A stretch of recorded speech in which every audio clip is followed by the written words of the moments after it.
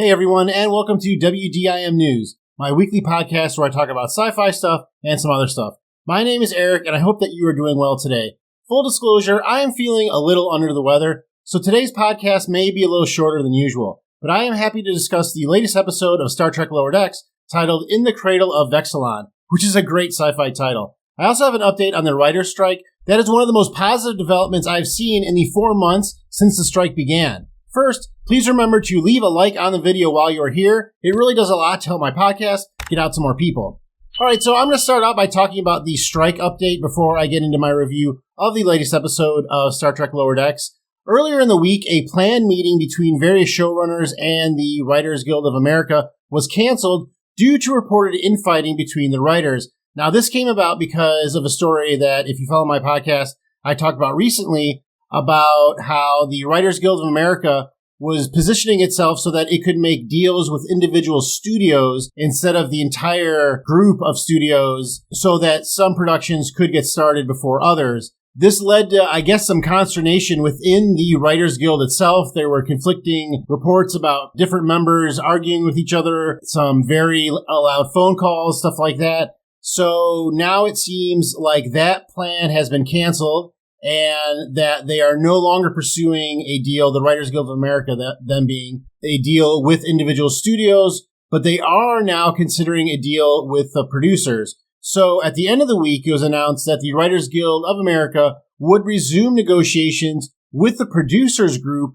this coming week. So apparently on Wednesday, the WGA reached out to the producers to get back to the bargaining table, and they responded that they are willing to return to the table and discuss everything that they have put out in the proposals. Both the WGA and the producers have counter proposals to each other. I think that the producers made the first proposal and the Writers Guild made the second one, the counter proposal, and that's where it stands right now. But this is good because in the 4 months since this has started, there have been, I think, only like 3 or maybe even less talks between the producers union and the Writers Guild of America. So it hasn't been good up until this point, and any kind of glimmer of hope is worth noting. Because I've noticed, on YouTube, not just myself, but other YouTubers are really struggling too with nothing to really talk about. With this strike going on, not just the writer strike, but of course the actor strike, there's nothing new to talk about. Just from my perspective, as a YouTuber who's been doing this for about 3-4 years, most of the videos that I've had that have done really well have been breaking news stories or just my thoughts about the future of a news story that has come out. And now that there's nothing to talk about, there's no new Star Trek. I mean, the Fallout series is still coming out, but there hasn't even been a trailer for that yet. And there's a couple other things that I'm excited about, but I haven't really been able to talk about anything because we've got this writer strike, we've got the actor strike. The actor strike is so bad because you can't even get anything from these actors about their projects. So because of the rules that these actors have to follow while being on strike, they can't do interviews where they talk about future projects or their current projects. They can only talk about, their career and things like that. That has nothing to do with really what people mostly are wanting to know about. So it's hard. I mean, I know on my channel alone, I'm seeing just a fraction of the views that I usually see. And I look around at the community, and there are a lot of YouTubers. I mean, even the big channels I see are seeing about a third of the views that they would usually get on videos. And I've been seeing something similar with my videos. So it's not just, the content that's out there. It's everybody that's associated with the content. And yeah, I mean, I've even been looking at maybe getting into video games and stuff like that because stuff like video games, stuff like, wrestling, sports, like that's still going on and that's still kind of popular on YouTube. Of course, there's always politics, but I don't ever want to be somebody that talks about politics on YouTube. But I've been seriously thinking about, talking about video games more. Unfortunately, I've had this issue with my computer, so I haven't been able to download Starfield yet. But I'm very excited not only to play that, but to do videos about it because that could be a way for me to get views while there's really not that much to talk about in the world of Hollywood. So it is something that I thought about, when the strike happened, that, man, there's going to be a time in the near future if the strike doesn't get solved that I'm not going to have a ton to talk about. And that's another reason why I started my other channel where it's about food and travel, because I figured, hey, maybe a lot more people will be coming to YouTube to watch videos about other stuff because there's not new content on streaming services like they're used to. So it is really a dark rabbit hole that we're going down right now, and I hope that it's something that ends pretty soon.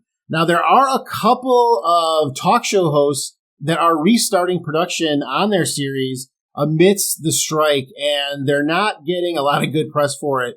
The two in particular that I know about are Bill Maher and Drew Barrymore. I believe that they started producing their shows this week with no writers. I guess Drew Barrymore and Bill Maher can kind of wing it on camera, and that's why they're able to do what they're able to do. But I know that Drew Barrymore in particular got a lot of flack from the community because she started as an actress. Yes, her family was, Hollywood royalty, and she started with a leg up, and she started as a child actress. But she did almost get swallowed by Hollywood because of different demons and problems and stuff like that. And I think that Hollywood was pretty good to her and allowed her to restart her career as a comedic actress. And now, she's saying that I want to restart my show and I want to do it for, the other people that aren't actors. Yeah, okay, I can see that point of view, but really I think it's a little myopic. I think that there's a bigger, discussion going on with the actors and the writers, what they're trying to do. So there are a lot of point of views out there that say, like, it'd be better to do this. And I know they're different actors. I'm not putting it all on Drew Barrymore at all. But I do think that it's not a view that I agree with. I think that when the union is on strike, the most important thing is solidarity. And any cracks that form, whoever you're up against is going to use that against you. So I hope that that doesn't happen here. I hope that everybody forgives, whenever we get a solution to this, that it's not something that people are vindictive about and that we can just move on. I think that that would be a lot better for everyone involved. So hopefully we will get an end to the strike very soon. I still believe that a deal will be done before the holiday season. I've talked about this before, probably before Thanksgiving, just because the holiday season is a big movie season, a big season for, finales and holiday finales, winter breaks, stuff like that. So I think that people will want to go back to the movie theater. They'll want to watch more TV, and the studios will want to take advantage of that. So they will try and solve this as soon as possible. I think maybe in the coming months, like I said, before Thanksgiving, I think that the Writers and Actors Guilds will come to an agreement with the producers. And in case you're not aware, I know I've mentioned this before, but the Writers Guild does stand in solidarity with the Actors Guild. I think that if there are any differences between what they're asking, they're going to get solved before the Writers Guild makes a deal, because the Writers Guild has already said that they will not go back to work until the Screen Actors Guild also makes a deal. So it's a 2-for-1 kind of deal that the producers have to make.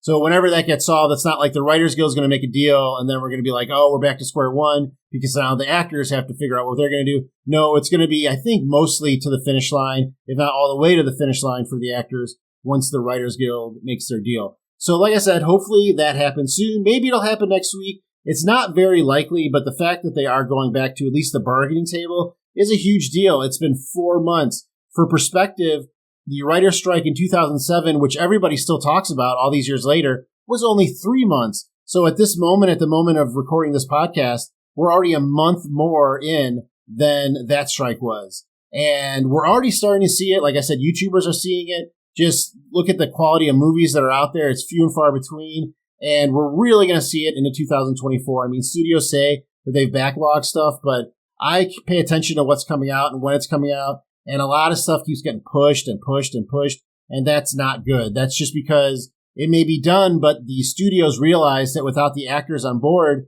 they can't promote the movie properly. The actors can't promote it if they're on strike. So they need that deal done before even something that they've already made comes out. And that's not even considering the stuff that isn't made yet. So because the Writers Guild has been on strike for 4 months, that means even if on Monday, so the day that this podcast comes out, if somehow the waves part and we get a deal and writers go back to work, it's still 12 to 15 months before we see anything new that's been created since the strike. And that's crazy. I mean, that should really give a lot of people the willies and keep some people up at night that work in Hollywood. So hopefully this gets done soon and we can start talking about new stuff and I can start making videos that people watch. That would be great too. But let me know, what do you think about the writer's strike and the actor's strike? Do you hope that it gets solved soon? Do you have any opinion about it at all? I know I've seen some good comments about, the studios have some points about this, that, and the other thing, and there's no guarantee in being a writer, being an actor. I understand all those points. There's a lot of points here, but I'm not an actor. I'm just somebody that enjoys the content. So from somebody that enjoys the content, I want to see more of it, obviously. And I'm also a humanistic kind of person that I can see when you have like a David Zaslav, who I think he's the CEO of Warner Brothers, makes all this kind of money. And I think if you just took a fraction of his salary for 1 year, it would pay for everything that the writers are asking for. It's pretty obvious that if they just paid the writers and the actors a little more money and took care of what they wanted in regards to their likeness and AI and stuff like that. And it all seems really reasonable to me. It's not like we want a writer with, everything should be catered with lobster or, some kind of crazy stuff you hear out of Hollywood. I'm not hearing any of that here. So I hope that a deal gets done soon. But let me know your feelings of the strike and if you're still on the side that you were when it started 4 months ago. So now let's talk about the third episode of the fourth season of Star Trek Lower Decks. And first of all, I hope that after you listen to this podcast, you'll take a second and watch my breakdown of the episode. I just talked about how my videos aren't doing really well. And yeah, my Lower Decks breakdown videos are really just getting a fraction of the views that they used to get. And I put a lot of work into them. So right now, it's just like, I'm just doing it because I love Lower Decks. I want everybody to see what I see, because if I wasn't making these videos, I'm so crazy, I'd just be doing it myself. So I might as well put a microphone on while I'm talking to myself, doing all my Star Trek breakdown in my head. But if you have time, just check out my breakdown of that video. I think it's really good, and you'll probably laugh a couple of times. All right, enough self-promotion. Now let's talk about the episode. I enjoyed this episode. I know the reviews on this episode have been mixed. I think that is partly because the first two episodes were so strong and they came out back to back. I think that there's just a little bit of a letdown when you have like an episode about the Voyager, and then we had that stuff about that episode from DS9, Move Along Home. And they were two really good episodes. I think I talked about that. I talked about that in my review last week, where when I was listening to it and doing the editing, I realized that like I changed my opinion during the podcast. When I started the podcast, I said, I really like the first episode more than the second episode. And as I started talking about both episodes during the podcast, I was like, no, you know what? I really do like the second episode more than the first episode. So that's a testament right there to how good those two episodes were. So it's hard to follow that up. And I think that that's part of the reason why the reviews on this episode have been a little mixed, because I thought it was a pretty good episode. I liked how they killed off Boimler and they brought him right back. They do a lot of crazy stuff with Boimler. They cloned him, and I think his clone is dead, or he may be a part of Section 31. Not sure what's going on with his clone. That's a plot line that was kind of left out there that we never got back to. Hopefully we will get to hear something from Edward Boimler's clone this season. But I did like this episode. I think that my favorite aspect of the episode was that the writers brought back two aspects of two of the least favorite episodes of Star Trek for all the fans. I mean, I think that Move Along Home from DS9 and Haven from The Next Generation are two of the most disliked Star Trek episodes that were ever created. Personally, I like both episodes. I'm not trying to be like, oh, I'm a contrarian, I understand things that other people don't. Like, no, I'm not trying to be like that. I'm actually trying to say that I'm actually stupider than that. And the reason I like Move Along Home is just because I think it's a fun, silly episode. I like that Sisko is, the stoic character that has to do all these silly things. And the fact that Avery Brooks also doesn't like the episode kind of makes me like it a little more. It's just like bringing actors out of their shell. And I like stuff like that. So I like Move Along Home. And with Haven, I really like Robert. I think his last name is Knepper. I'm not sure on that pronunciation. He was in Prison Break and The Hunger Games and Heroes. I really like him as an actor. He was a good guy in this episode, but he plays a really good bad guy. So I think that I just have fond memories of Haven, because I'm always like, oh, that's what the guy from Heroes. I really like that episode. I think it's also cool that Armin Shimmerman is what is it called? The Betazoid gift box. Like, he's that talking head. So that's another thing that I always think about when I watch this episode. And I'm a fan of the Lwaxana Troi character. Of course, that's Majel Barrett, Roddenberry, or just Majel Barrett. How can you not love that actress and that character? I really think, though, Lwaxana Troi really shined in Deep Space Nine when Deanna Troi wasn't even around. I think that her best episodes are in Deep Space Nine. But anyway, I'm getting on a sidetrack here. But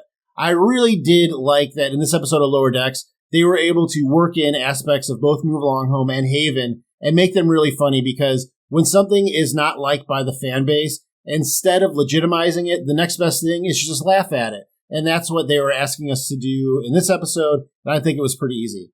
I also liked that this episode was kind of like a little turn on the commonly used sci-fi trope, not just Star Trek, but it has been Star Trek a couple of times. The evil AI ruling over a society, except that this AI is actually nice and like good to the people. I think that's very Lower Decks, and I like that. I like that Lower Decks is able to take these tropes that, like I said, are not just Star Trek tropes, but pretty commonly used sci-fi tropes, and turn them on their head and be like, it doesn't have to be this. It can also be this. And maybe we can turn it back and be a little bit evil, but even the evil is kind of funny. I thought that was really good, and that's another sign of a good Lower Decks episode where they can take something from Star Trek and sci-fi and turn it on its head. And of course, like when I started watching this episode, I thought of Return of the Archons, which was the TOS episode with Landru and the evil AI that ruled over that Earth-like planet. And I think that this episode of Lower Decks definitely had callbacks to, stories like that, but it really, like I said, twisted it on its head. And I think that not every episode has to be a classic, but this was just a fun episode, and it took things from Star Trek and made them fun, and that's what Lower Decks is.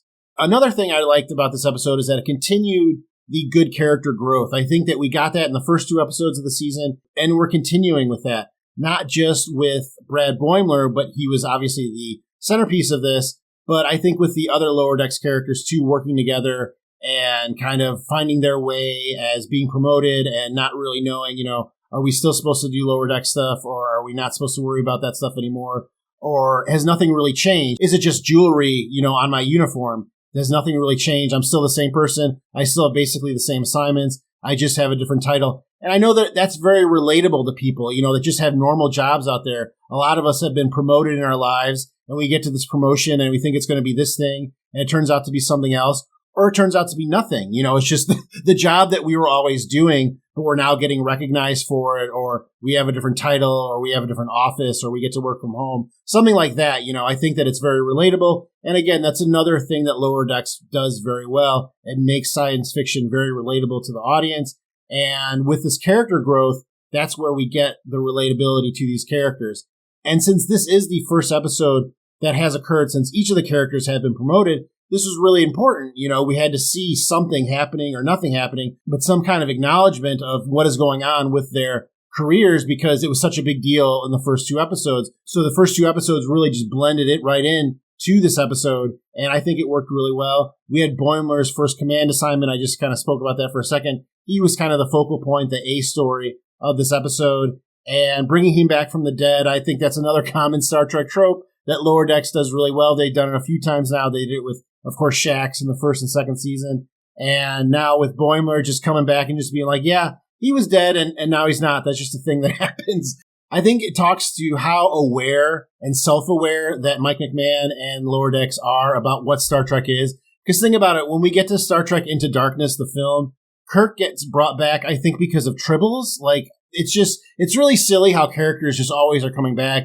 Maybe it's a dream, maybe it's a simulation, maybe it's a changeling. We don't know. And I think that Mike McMahon is just very aware of that. So he's just like, yeah, our characters just die, and we just bring them back because it doesn't matter. This is Star Trek. Characters die all the time, and sometimes they give you a reason why they're back. Sometimes they don't give you a reason why they're back, or sometimes, like with Data and Picard, it's a really complicated reason why they're back for like the 3rd time. So it's just silly how characters, die and come back in Star Trek, and Mike McMahon and Lower Decks is very aware of that, so they can comment on it by, killing off Shax, bringing him back, killing off Boimler, bringing him right back. And again, it's just a really smart way to be self-aware about the universe that you are in and making a really funny comment about it. The only thing that I thought was a little weird in this episode was Tendy's personality. I thought that she really didn't act like the character that we've seen so far. She really got like all worked up about being hazed or not having to do something that was Lower Decks related, and that now she's been promoted.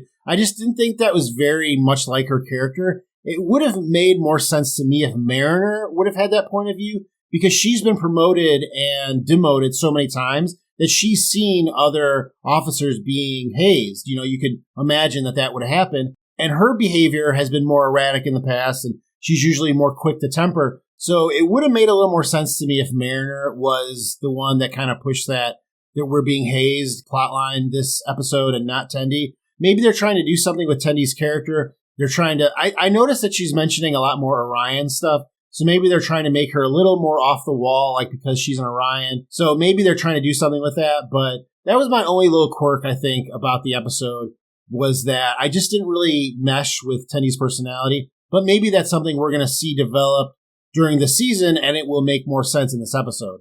I really did like the pairing of Boimler with T'Lyn. In the last episode of my podcast, I talked about what is Lower Decks going to do with T'Lyn. Usually on Lower Decks, we have these 2x2 pairings. We have Mariner and Boimler for the most part, and Rutherford and Tendi going off and doing adventures. And they do mix and match sometimes, and sometimes we get a Ransom thrown in there, or we get a Freeman thrown in there, or we get a T'Ana thrown in there. But now that we have another main cast Lower Decker in T'Lyn, it really does change the dynamic a lot, especially since she's a Vulcan. So what are they going to do with her? Are they just going to have her sidled up with Tendi, or is what's going to happen? And if they do that, then Rutherford and Tendi's relationship will definitely, be affected by it. And now it looks like T'Lyn is just going to move from like character to character and kind of influence them while they're going through this stage in their career, while they're going through this promotion from ensign to lieutenant. And I think that's really smart. With her being a Vulcan, she has a really different personality than the other characters that we know so far on the Cerritos. And it seems like her personality may be what these characters need to allow them to grow into better officers. She definitely helped out Boimler in this episode. She was able to get Boimler to be really a command officer and not just be a lower decker just trying to do everything and making sure nothing went wrong and no one got hurt. I think that was really smart. Star Trek, if you look at all their series, they usually have a character that's like that, all logic and, no emotion, because some of the other characters are very emotional. And when you talk about Lower Decks, everybody's very emotional. Each of these characters have a lot of emotion, and adding a Vulcan is a very smart thing to do because she will be the antithesis of all their like emotional mood swings. And we're seeing that already, that she's able to bring these characters back to center. And when they do, they can shine. They can understand who they really are, and they can get past all the emotionality and take care of what they need to take care of. So already, I'm a really big fan of T'Lyn being a part of the cast, and I'm glad that she's there to kind of help these characters move along in their development. And then finally, just a little bit of theory, I guess you could say. I'm starting to think that, this villain that we saw in the first 2 episodes, but we didn't see in the 3rd episode, is some sort of AI that's been transformed. We've seen various villains from AI in the Rogues Gallery of Star Trek Lower Decks, them being Peanut Hamper, Badgie, and Agamus, the character voiced by Jeffrey Combs. And then in the first 2 episodes, we saw a little ship that I thought looked like an upside-down Starfleet Delta a little bit, take out a Klingon ship and a Romulan ship just with one laser blast or whatever you want to call it. So I think that this is an advanced form of technology, and there was a throwaway line in this episode that stated that Vexilon, the AI, was created by an advanced race of aliens thousands of years ago. So the fact that we didn't get any kind of mention, or we didn't see the villain this episode, and we did get this subplot with this AI that was created by these, ancient aliens that had this advanced technology, maybe these aliens are partly responsible for this season's villain, because with that kind of firepower, that's got to be some kind of advanced technology. And we just visited a space station that was created by aliens with advanced technology. So it could just be a coincidence, but there aren't a lot of coincidences in Mike McMahon's stories. He's really good at connecting things. I think that comes from his time at Rick and Morty. And I truly believe that we are going to find out that the villain is somehow connected to whatever created Vexilon, and possibly Vexilon may return later on and be one of these, AIs that comes back and somehow is a villain of the USS Cerritos and the Lower Decks crew. But again, that's just my theory. But let me know in the comments, what did you think of this episode? Did you think it was a good episode of Lower Decks? A lot of people are saying it's on the lower half episodes of Lower Decks. I don't think so. I think that it's really just being outshined by the first 2. But let me know, what were your feelings of this episode? And do you have any theories about the villain? Well, that is all I have today. Again, thank you for listening. I'm sorry. I really don't feel that well, so it's kind of hard for me to cut a video here. But hopefully next week I will be feeling better and have more to talk about. But I do appreciate the support. So please don't forget to like this video and hit that subscribe button. And I will see you next time on What Did I Miss?